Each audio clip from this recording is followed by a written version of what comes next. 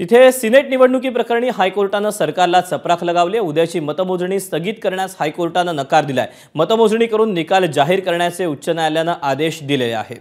Update जाणून घ्यात वेदांत देव आपल्यासोबत आहे। वेदांत, एकीकडे विद्यापीठामध्ये निवडणुकीचा आखाडा तर दुसरीकडे हायकोर्टामध्ये देखील या सगळ्यावरून एक रणांगणच माजल्याचं पाहायला मिळतंय।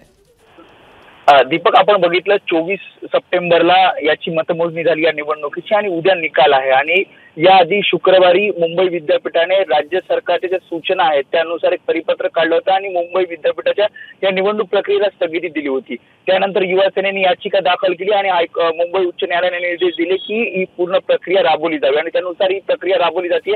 मात्र आज पुन्हा एकदा राज्य सरकारच्या वतीने याच याचिकेमध्ये इंटरव्हेन करण्यात आलं आणि त्यामध्ये मतमोजणीला स्थगिती द्यावी असा याचिकाकर्त्यांचं म्हणणं होतं। मात्र ही याचिका फेटाळलेली आहे। त्यामुळे उद्या सिनेट निवडणुकीचा, मुंबई विद्यापीठाच्या सिनेट निवडणुकीचा उद्या मतमोजणी होईल आणि त्यानंतर निकाल जाहीर होईल। दीपक, वेदांत, धन्यवाद दिलेल्या सविस्तर माहितीबद्दल।